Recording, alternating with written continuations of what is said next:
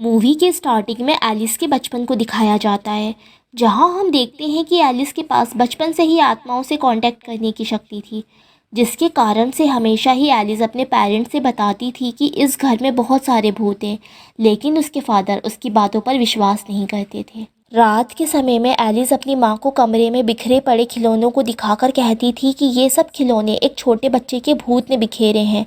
Alice की माँ इन सब बातों पर विश्वास करती थी, लेकिन उसके फादर इन सब बातों पर यकीन नहीं करते थे। रात के समय में क्रिश्चियन, जो कि एलिस का छोटा भाई है, अपनी माँ से कहता है कि कमरे की लाइट मत बंद कीजिए क्योंकि मुझे डर लगता है।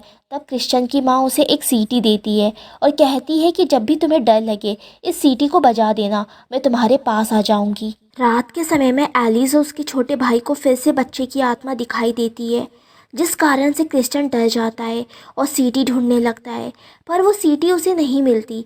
उधर एलिस उस बच्चे के भूत से बात करना शुरू कर देती है। तभी अचानक उस बच्चे का भूत क्रिश्चियन को डरा देता है, जिसके कारण वो जोर से चिल्लाता है। आवाज़ सुनकर क्रिश्चियन के पिता दौड़कर ऊपर आते हैं और एलिस से पूछते हैं कि क्या तुमने फिर से भूत देखा। इस पर एलिस कहती है हाँ। उसके पिता उस पर यकीन नहीं करते और कहते हैं कि तुम बार बार ये नाटक करके अपने छोटे भाई को डरा रही हो। इसके बाद उसके पिता उसे छड़ी से पीटते हैं और बेसमेंट में बंद कर देते हैं। अब बेसमेंट के अंदर बहुत अंधेरा था और अंधेरे से एलिस को डर लगता था, इसलिए वो लाइट्स ऑन करती है, लेकिन थोड़ी देर बाद लाइट्स ऑटोमेटिक ऑफ हो जाती है। अब उसे वहाँ एक लाल दरवाज़ा दिखाई देता है, जिसके अंदर से आवाज़ आती है कि अगर तुम्हें अंधेरे से डर लगता है तो दरवाजे के इस तरफ आ जाओ, इस तरफ रोशनी ही रोशनी है। इसके बाद वो एलिस को कहती है कि तुम ये दरवाज़ा खोल दो, जिसके बाद एलिस वहाँ रखी चाबी से दरवाजे को खोल देती है। वो दरवाज़ा दूसरी दुनिया का दरवाज़ा था और एलिस के पास सुपर नेचुरल शक्ति होने के कारण केवल वही इस दरवाजे को खोल सकती थी। अब जैसे ही एलिस दरवाज़ा खोलती है, उसे दरवाजे से एक शैतान रियल दुनिया में आ जाता है और वो एलिस पर हमला कर देता है। लेकिन तब तक एलिस की माँ एलिस के पास आ जाती है और वो शैतान एलिस की माँ को तार से लटकाकर मार डालता है। इसके बाद हमें प्रेजेंट का सीन दिखाया जाता है, जहाँ एलिस बचपन के इस इंसिडेंट को देखकर जाग जाती है और उठते ही डायरी में उस शैतान की फ़ोटो देखती है। इसके बाद हमें दिखाया जाता है कि एलिस अपने साथी स्टैक्स और डकर के साथ होती है।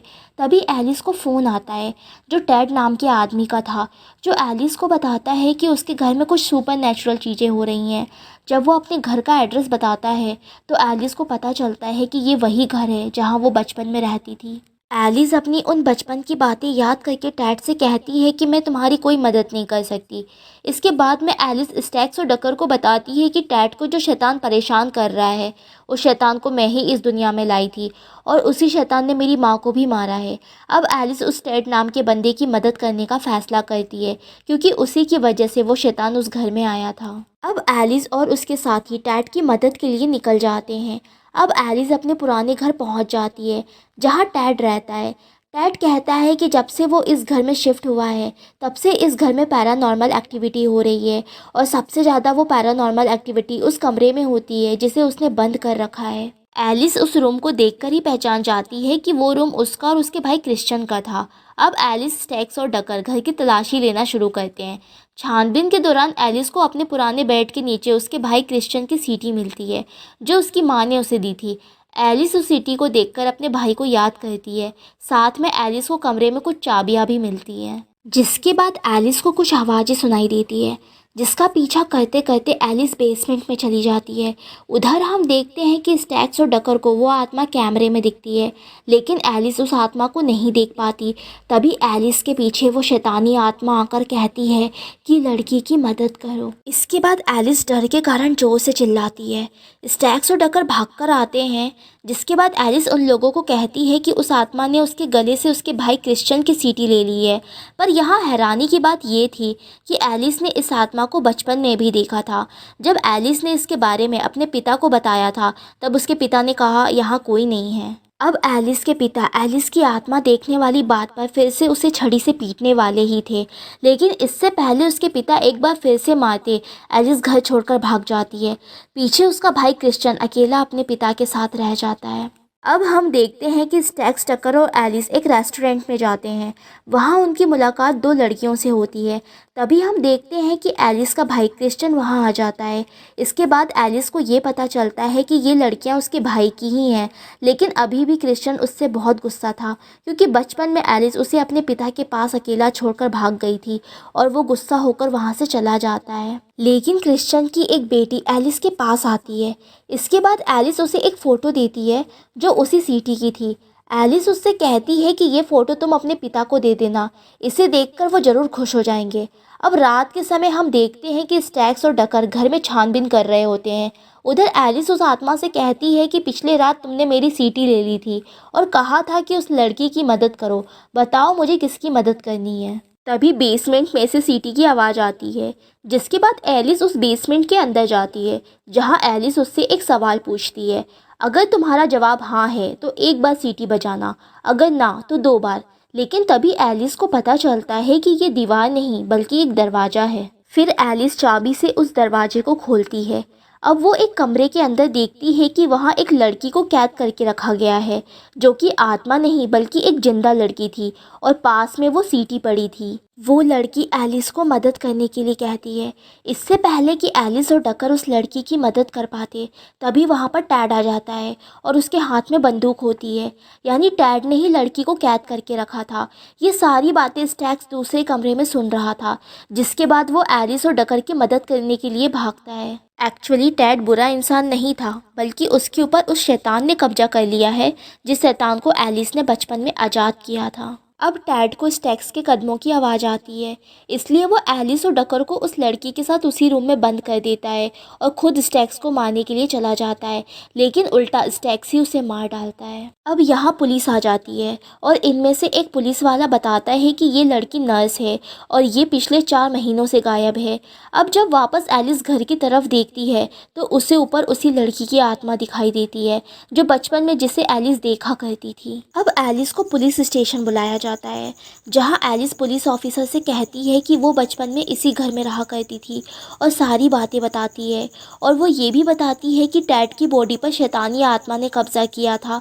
तभी उसे पुलिस ऑफिसर के पीछे मेलिसा की आत्मा दिखाई देती है, जो एलिस की भतीजी है। यानी कि मेलिसा के साथ ज़रूर कुछ बुरा होने वाला था। पुलिस वाला एलिस को जाने की इजाज़त दे देता है, जिसके बाद एलिस वापस आ जाती है।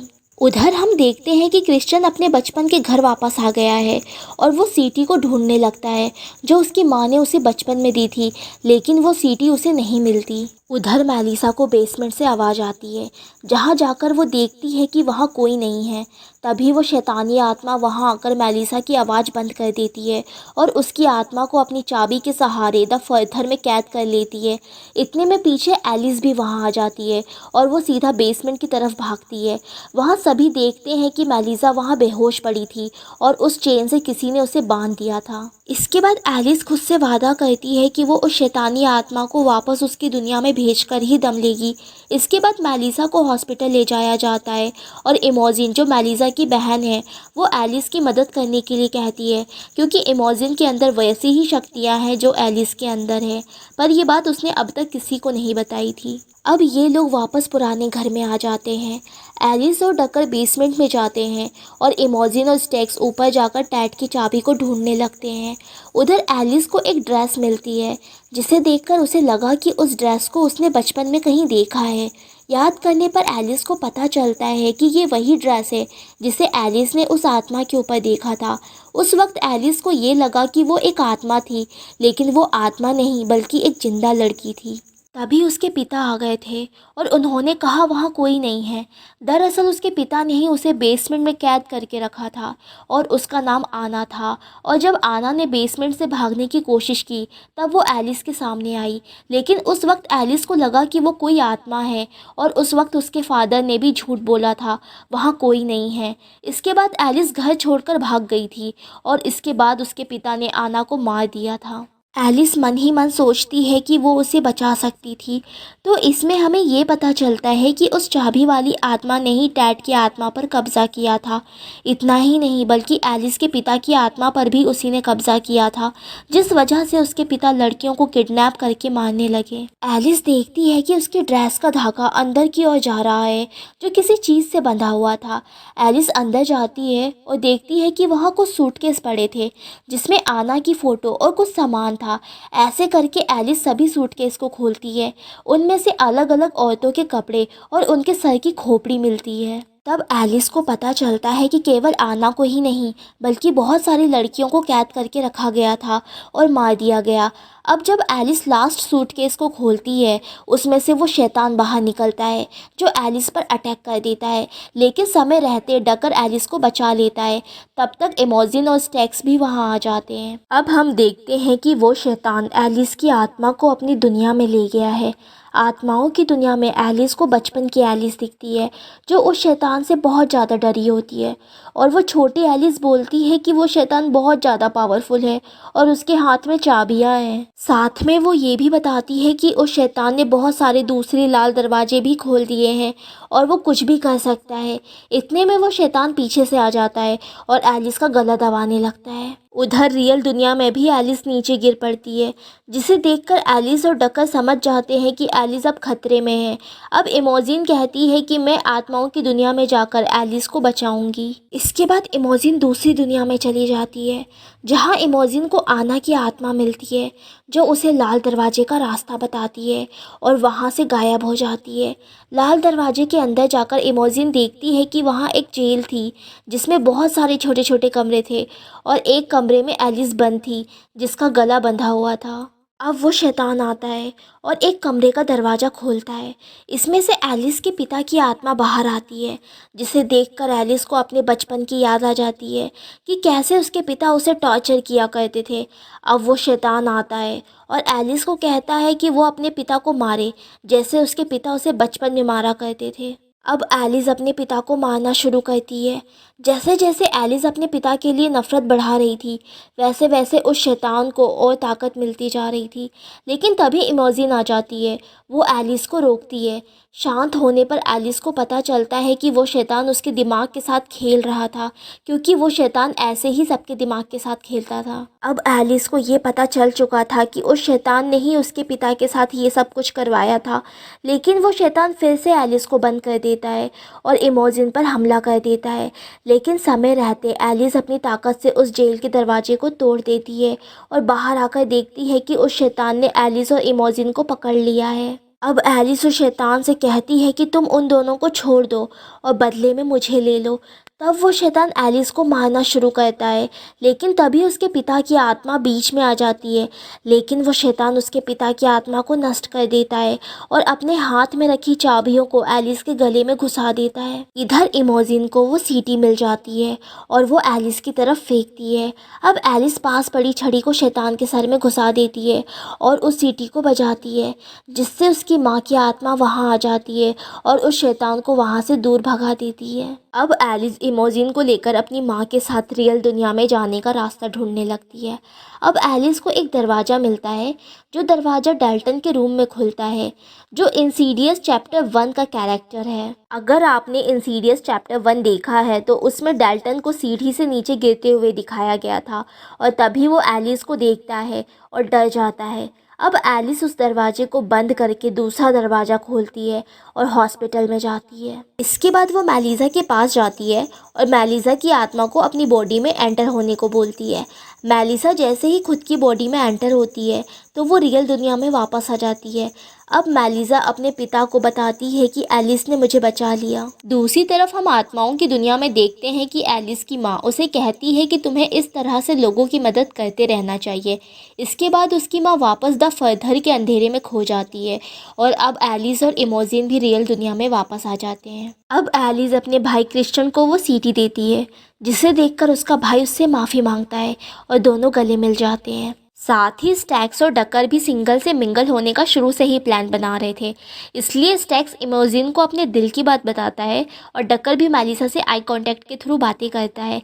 अब एलिस उन दोनों के साथ वापस कैलिफोर्निया आ जाती है। मूवी की एंडिंग में दिखाया जाता है कि एलिस सोई हुई है और उसे डेल्टन की आवाज़ें आ रही हैं और एलिस को सपने में जॉश का घर और पूरा परिवार दिखाई देता है। उधर एलिस डेल्टन को सोता हुआ देखती है और तभी कमरे की खिड़की पर वो लाल शैतान दिखाई देता है, जिससे एलिस डरकर नींद से उठ जाती है। तभी उसे डेल्टन की दादी लॉरेन का फ़ोन आता है। इसके बाद वो डेल्टन की मदद के लिए हाँ कर देती है और यहीं पर मूवी ख़त्म हो जाती है। सो आई होप गाइज़ आपको ये एक्सप्लेनेशन पसंद आया होगा। Please subscribe my channel and take care of your self. जल्द ही मिलते हैं नेक्स्ट वीडियो में।